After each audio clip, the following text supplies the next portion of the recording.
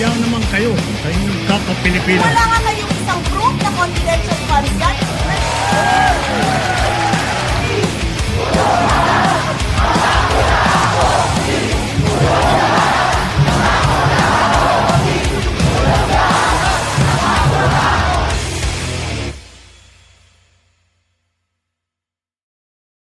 Okay, magandang gabi po at magandang araw sa inyo lahat. Ako po si Christian Esguera and welcome po sa ating special Facts First episode ngayong araw po ng Lunes. Ngayon po ay May 11, 2026. Okay, tirik na tirik po yung araw sa background ko, no? So we are recording this episode pero ngayong araw ding ito, May 11, 2026. Ang pag-uusapan po natin itong pagsibak ni President Rodrigo Duterte dito sa kanyang abogado dyan po sa International Criminal Court, si Nicholas Kaufman. At pinarita na po siya, no? And binanggit din po ni Kaufman na yung decision pagdating sa funding at saka doon sa pagpili ng kanyang susunod na abogado, meaning si Rodrigo Duterte, ay dumadaan dito kay Hanrit Abansenya, yung kanyang common law wife at yung kanilang anak na si Veronica. Ito pa yung pag-uusapan natin. Ano ba implications itong pagpapalit ng abogado? Lalo't ang susunod na phase na inaasahan po natin dito ay mismong trial na po for crimes against humanity ni Rodrigo Duterte dyan po sa ICC. Ang makakasama po natin ngayong gabi, isa po siyang eksperto sa international law, isa po siyang human rights lawyer, and he is a senior expert dyan po sa International Center for Transitional Justice sa New York. We'd like to welcome again to our program si Attorney Ruben Carranza. Magandang gabi po at magandang araw dito sa amin. Magandang umaga, Christian. Okay. Sige. Attorney, what do you think of this, no? Nagpalit si President Duterte ng kanyang abogado ahead of the trial. Is this something unusual? How do you see this? It's not unusual. It has happened in other cases of the ICC. And kung magpapapalit ka na rin lang ng abogado sa ICC, now is a good time to do that because hindi pa nagsisimula ang trial. What might be different in a way is that meron kasing context na may potential 7, 8, or 9 potentially other people who might also be charged in the case. So ano pa yan, no? Parang that's still in the background, but I know it's happening in the Philippines. One of them is being sought by local authorities, but otherwise, the ICC has already approved the withdrawal of the associate of Nicholas Kaufman, si Dov Jacobs, was associate counsel. It has not yet approved the withdrawal of Nicholas Kaufman, although he has indicated that apparently the Duterte family has met with the possible substitute of Kaufman, another lawyer, apparently a male lawyer. Yung ganyan po ba, ano ba usually yung mga dahilan ng pagpapalit ng abogado? Which is of course entirely the right of the accused, no? Or the respondent. Pero dito, for instance, how would you assess the performance of Nicholas Kaufman during the pre-trial? It's very possible that he's being replaced because the main objective of the family is obviously to have Rodrigo Duterte be released, no? Even interim or conditional dahil sa halimbawa mental health niya. As a matter of fact, Christian, merong pending request si Nicholas Kaufman, and technically he's still the lawyer of Rodrigo Duterte until his withdrawal is approved. Merong pending request in connection with the review of detention of Rodrigo Duterte. Importante ito because in his request, he is saying that nagbago na naman ang sitwasyon ni Duterte, natumba daw sa kulungan. Humihingi siya ng recorded video from the detention center, supposedly of isang fall na nangyari kay Duterte. And he is saying that this is a new development and that he's also connecting it to his claim that meron pa ring short-term memory lapses sa Rodrigo Duterte. So you have two claims, no? Yung natutumba at saka nakakalimot sa mga immediate lang na mga pangyayari. Yan, pending yan ngayon, no? Isa pang pending sa ICC yung request rin ni Kaufman as lawyer ni Duterte to be allowed to appeal yung confirmation of charges, no, na nangyari dito sa kasong ito, no? So nakapending yan.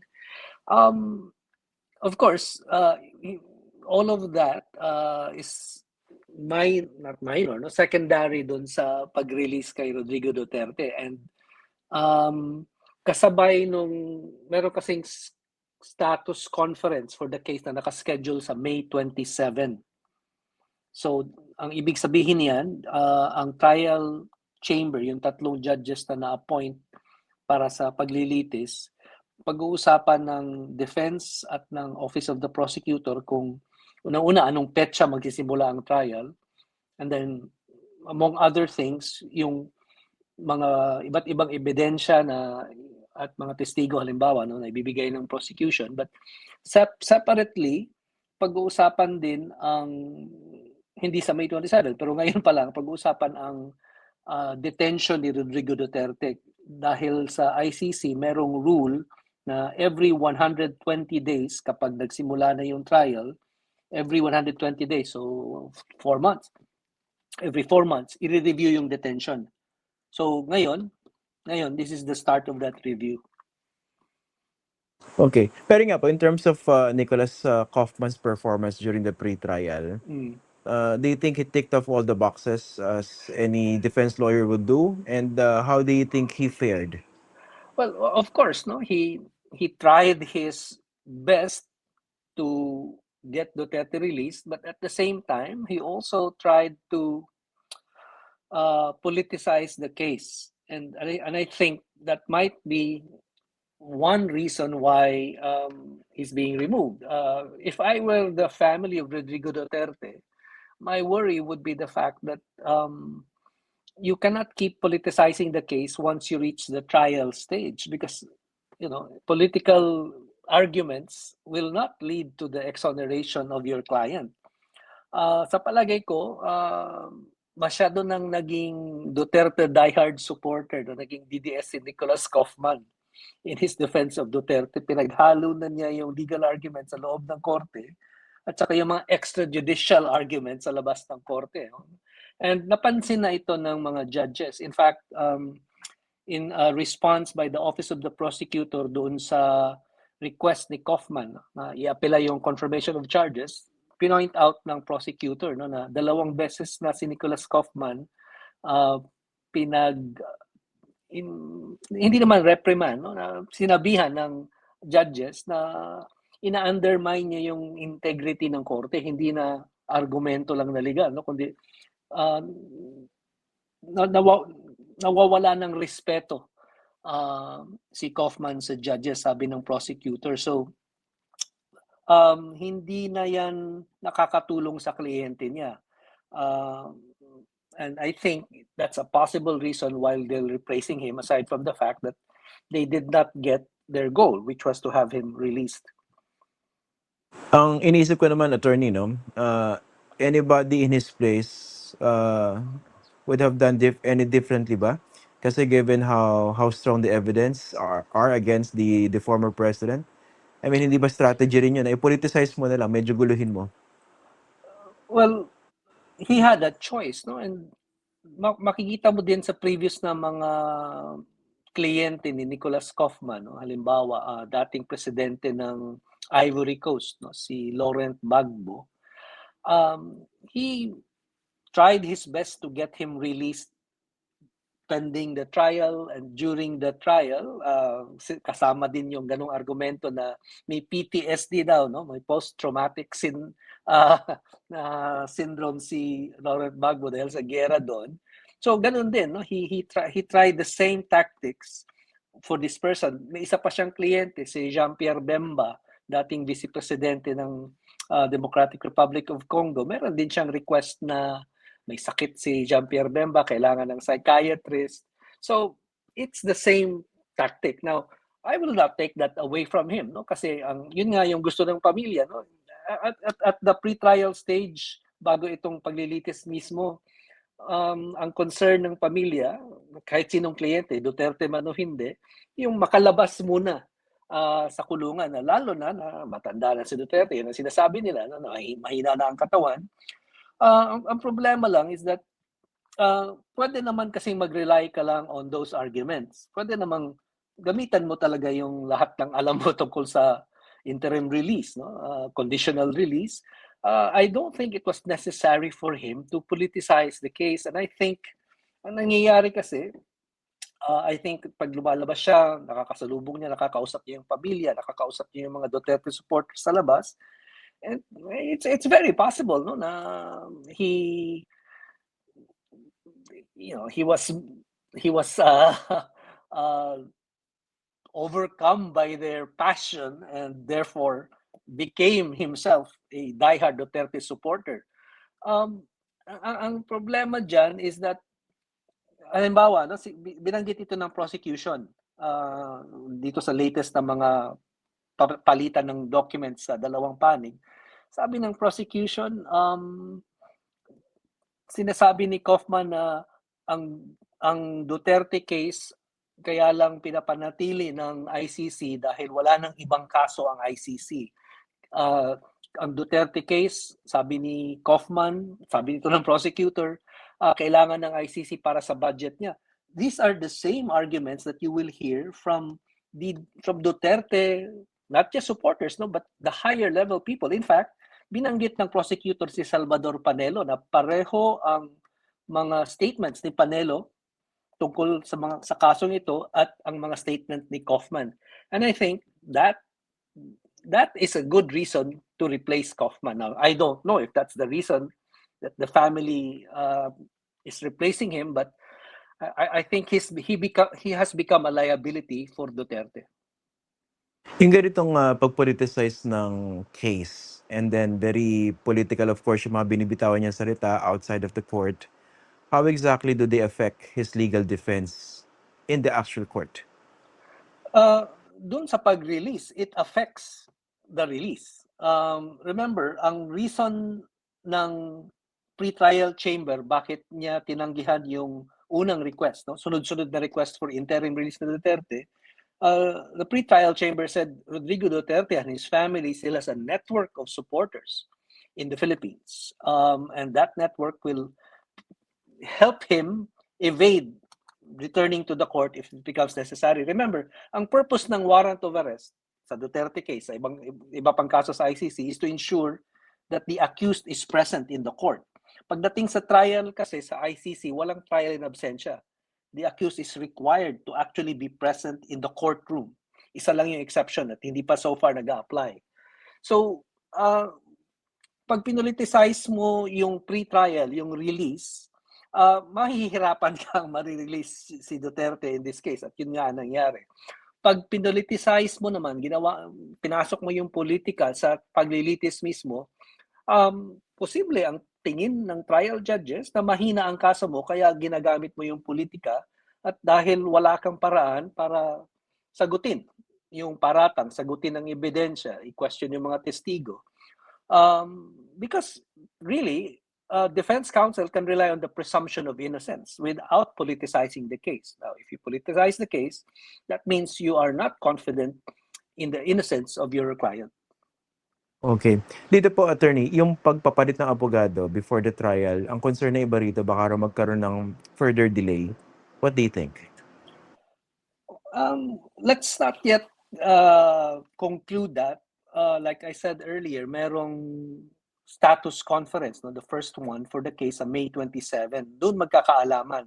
Sasabihin ng prosecutor kailan niya gustong magsimula yung trial, ilang testigo, gaano kadaming dokumento.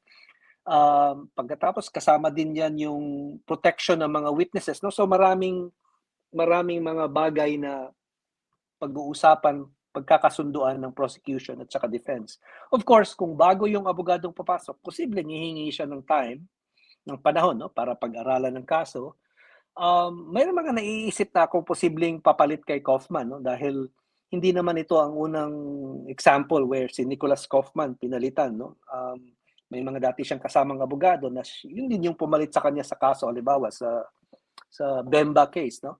So it's very possible that these lawyers are not going to ask for a long delay, because not because they're familiar with the case, but because they also know that the ICC judges will not let the case go on for very long. At the same time, ang posibleng magpapatagal sa kaso hindi pa yung paglilitis mismo, kundi yung itong issue ng fitness to stand trial na naman ni Duterte. Dahil babalik at babalik yan. No? Remember, every 120 days i-review yung detention ni Duterte. Every time, no, it becomes an issue.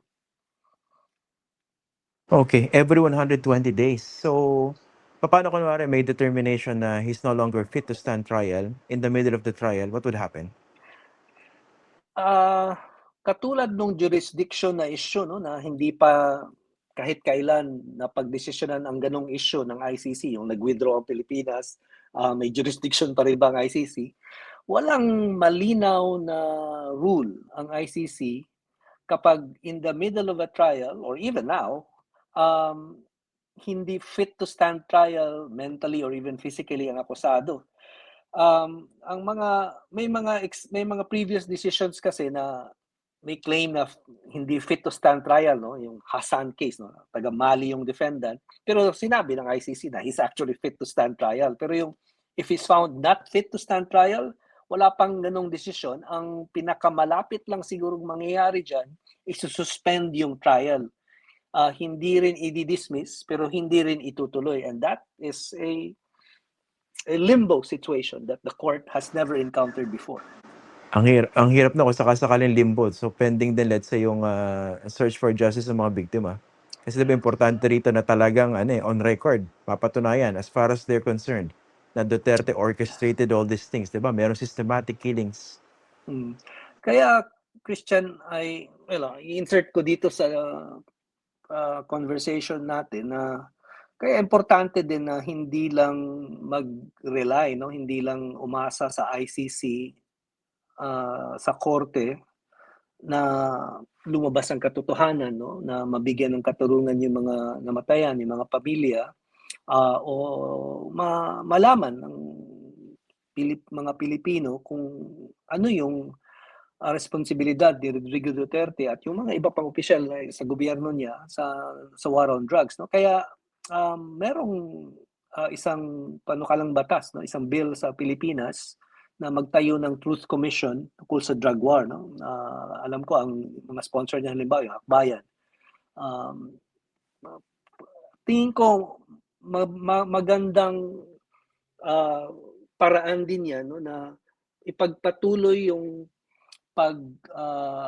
public na examination, no, sa drug war, kahit na merong ICC trial going on. Hindi naman magkasalungat yung dalawang bagay, no, dahil hindi naman criminal case ang Truth Commission.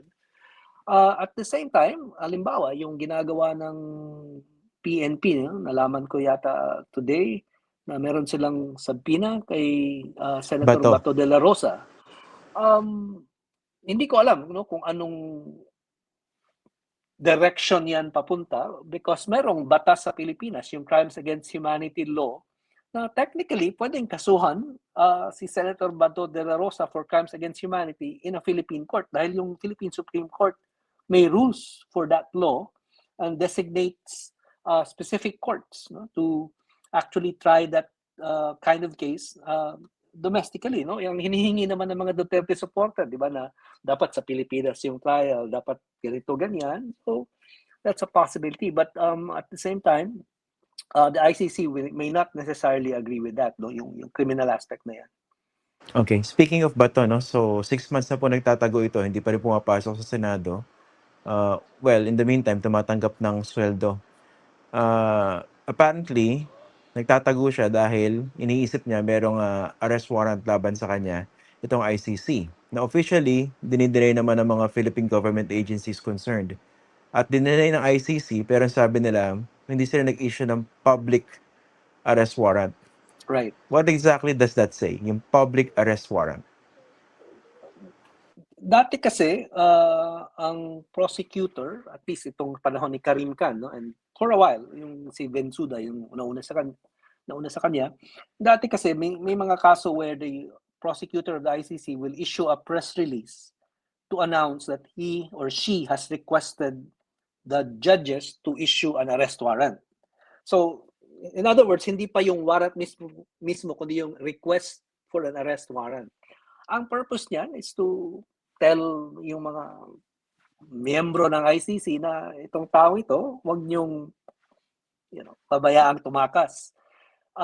Minsan naman ang prosecutor at ang ICC mismo nag-i-issue ng press release saying may arrest warrant para sa mga tao ito. Pero meron din mga situation na selyado, no? Naka-seal yung arrest warrant. So that's why the ICC in this Bato de la Rosa situation said there are no public warrants because it's true.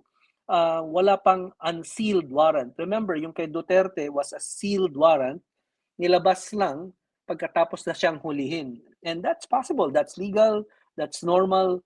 In fact, that's wise. Because why would you announce that you have a warrant only for the person to escape? So, it's very possible that there is a warrant of arrest for De La Rosa as well as for, I guess, any of the 7 other people that yung tawag na document containing the charges na final ng prosecutor, they're mentioned there. But the ICC prosecutor right now, may bagong patakaran yung ICC, no, starting in November last year, hindi pwedeng mag-press release ngayon na. The prosecutor can no longer issue press releases saying that I have requested a warrant or I have been issued a warrant. Kailangan niyang maghingi ng pahintulot sa judges. And so far, we have not seen, and we might not see, a request or the fact that a warrant has been issued. It's very possible. To be honest, I sa palagay ko may warrant, no? And the ICC prosecutor, the fact na tinanggal, pinakita yung mga pangalan ng 8 tao na yan, they're serious in opening the possibility of having these persons arrested and also charged. So, yeah. Given the gravity of the case, no? Kasi logical naman talaga na magkaroon ng arrest warrant against Bato de la Rosa given the fact that he was the implementer po niyan. Pero how about the others? Yung 6 pa po, no? Aside from Bato. Mhm. Sa mga ibang kaso ng ICC, they often focus on the higher level officials, no? Kaya yun yung 6, 7 other people, 8 other people mentioned by the prosecutor. Kung isasama nila si Senator De La Rosa sa paghingi ng warrant at eventually therefore file ng charges, posibleng masama na rin yung iba because matatandaan mo na sa charges nila mismo, no? Sa document na inapprove ng pretrial chamber na ito yung mga kaso na final kay Rodrigo Duterte, nakalagay naman na yung modes of liability, no, 3, no? Ang pag-utos, ang enable, no, yung pinabayaan niyang mangyari at ang mismong pagiging kasali, no? Indirect co-perpetrator, no? So sa lahat ng 3 paraan na pwedeng kinasuhan si Rodrigo Duterte for crimes against humanity, imposibleng siya lang ang pwedeng gumawa ng crimes against humanity, no? So it doesn't make sense to only charge one person when your charges describe the participation of these 8 other people in the crimes against humanity that were committed. Apo. How about yung concern naman ng iba na meron po bang epekto yung hindi pagkaka-aresto kunwari dun sa iba pang magiging subject ng arrest warrants, si mga co-perpetrators doon sa kaso laban kay Rodrigo Duterte? Or will they be treated separately? Kumbaga, yung arrest of one or non-arrest of the other will not affect the case of the other.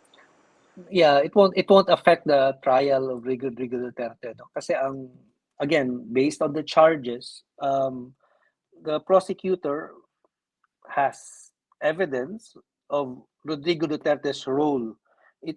They don't have to prove with evidence the role of the others, no? Because they're not yet charged, and until they're arrested, they cannot be tried. So only Rodrigo Duterte can be tried. It won't affect the case. At the same time, you have insider witnesses who are not persons named as potentially accused in the same case, no? So yung mga pulis na umamin na kasama sila sa mga death squad, mga pulis na umamin na kasama sila dun sa sistema ng reward, no, for extrajudicial killings, those police insiders, those witnesses can testify against Rodrigo Duterte, and if they mention the 7 other people, their testimony can be used against those 7 other people later on. But they don't have to be charged right now for the Duterte trial to proceed. Lastly, attorney, paano kung let's say one of those co-perpetrators or co-conspirators yata yung term, no? Kunwari, si Bato de la Rosa magkaroon ng change of heart, mag-decide to, let's say, testify against his principal, si Rodrigo Duterte. Pwede ba siya mag-bargain sa ICC na huwag niya na akong kasuhan, titistigo ako laban kay Duterte? Yung immunity kasi na binibigay, iba't ibang klase, no? Merong immunity na hindi gagamitin yung testimonya ng isang tao kapag kinasuhan siya, pero hindi ibig sabihin nun, hindi siya kakasuhan. Meron ding absolute grant of immunity na pinapangako na hindi siya kakasuhan at all, and that's very rare, and I don't think the ICC has done that. In fact, ang posibleng mangyari, and ito, spekulasyon ko lang, no? Posibleng mangyari na sasabihin niya na pwede siyang maging insider witness din, kakasuhan pa rin siya, posibleng mas mababa ang sentensya niya kung sakali, posibleng hindi siya kakasuhan habang tumitistigo siya. But the other possibility, and again, I'm only speculating here, is that he might bargain with Philippine authorities instead. Right? That's why, posibleng sinasummon siya so that he will ask that he be charged domestically under the Crimes Against Humanity law instead of being surrendered to the ICC. That has happened in other countries. And sa Libya, nangyari yan, no? Yung mga tao ni Gaddafi, si Gaddafi kinasuhan sa ICC, may tao siya, yung kanyang intelligence chief, kinasuhan sa Libya. Ang argumento ng intelligence chief, may kaso ako sa Libya, pwede na to based on the principle of complementarity ng ICC. So yung Libya mismo, ginamit yan na argumento. At ang sinabi ng ICC, sige, ituloy nyo yan sa Libya. Of course, we also know that it's a very difficult country to have courts function. And so may mga problema rin. But what I'm saying here is that it's another route, no, where a person who is just almost as responsible as the mastermind, quotation marks, can be tried domestically for crimes against humanity even if may separate case at the ICC. Medyo very interesting po yan, no? Kasi nga medyo para bang biglang sumulpot yung balita na nag-investigate yung CIDG ng Crimes Against Humanity in the middle of the speculation na merong arrest warrant against Bato. So if Also I were in the Bato, middle of syempre, an impeachment trial impeachment, in which he yes. might be a judge. So Yes. that's why it's almost impossible to avoid the politicization of these cases, especially because these people are politicians, no? Whether a senator or a former president. Ang asahan na lang siguro ng mga Pilipino, no, na yung ICC babantayan rin naman yung sitwasyon na yan involving, for example, De La Rosa or any of the other 8 potential defendants, because they are also in a position to say, that's not complementarity. Ang isa lang na potential obstacle to an ICC role is, of course, the fact that si Marcos Jr. does not want to bring the Philippines back to the ICC. So that problem means the ICC cannot tell a non-member state, that's not complementarity. I want you to send that person here. And that, again, is a political problem. Ingay, tsaka, di ba, if you were Bato, tataya ka kung saan ka mas magkakaroon ng pakinabang, for instance. Kung dito ka itry, and then palipasin mo yung hangin ng politika, hoping na DDS yung papalit na presidente, baka mas magkaroon ka ng malaking chance para hindi mapanagot. Pero isip ko nga, you mentioned, sir, na si President Marcos, he repeatedly said in the past na hindi babalik sa ICC itong Pilipinas. Although I'm not sure how strong or weak yung kanyang statement regarding that. Pero nga, what do you think? Given everything, no, should he move to get us back sa Rome Statute? We know that his motivation in surrendering Duterte wasn't accountability or justice, right? It was to get rid of a political dynasty that was competing with the Marcos dynasty. So ang question would be, makakatulong ba sa Marcos dynasty kung bumalik ang Pilipinas sa ICC? Hindi ang iniisip ni Marcos Jr., hindi naman makakatulong ba sa katarungan kung babalik ang Pilipinas, kundi makakatulong ba sa mga Marcos? And ang sagot siguro diyan depende sa kung sino man yung nagbibigay ng advice kay Marcos kung paano pahinain ang kalaban niyang dynasty at ang mga kaalyado nito. Mas magiging mahina ba sila kung tuloy-tuloy ang kaso laban kay Duterte, kung sa ICC kinakasuhan yung mga kaalyado ni Duterte, o mas mayroon bang protection si Marcos kapag hindi na siya presidente, si Marcos Jr., kung sa Pilipinas ang pamamaraan ng pagkaso sa mga kaalyado ni Duterte. The problem there, of course, is that if he decides to have all these Duterte allies investigated, charged, and delays that process in the Philippines, that's no guarantee that when he leaves office they will not get back at him. Unlike in the ICC, because if Rodrigo Duterte is tried, eventually convicted, and jailed, he will be there for a couple of years, and even if his network is still strong, kahit na malakas pa rin yung Duterte supporters sa Pilipinas, even years from now, the fact is that mahirap maging leader na nakakulong sa ibang bansa at ipagpatuloy mo yung pagkompetensya mo sa ibang pamilya. No? So, yan yung calculation dapat ni Marcos. No? Where will he be protected after he leaves office? And I think the problem is that yung hubris din ng mga Marcos, no? Meron din silang pagtingin sa sarili kasi lalo na napakulong niya si Duterte na they're all powerful. But remember, no, they were removed from power once. And that doesn't, history does not repeat itself, but sometimes it does, but in another way. Okay, on that note, maraming salamat po, Attorney Ruben Carranza, for joining us today, for joining us tonight dito po sa Facts First. Maraming salamat po, sir. Salamat din. Okay. Yan po si Attorney Ruben Carranza. Very interesting insights dito po sa ICC case ni dating Pangulong Rodrigo Duterte. Okay, yan na po muna. Meron pa po tayong isang episode ngayong araw na ito. Ako po si Christian Esguerra. Magandang gabi po at magandang araw po sa inyong lahat.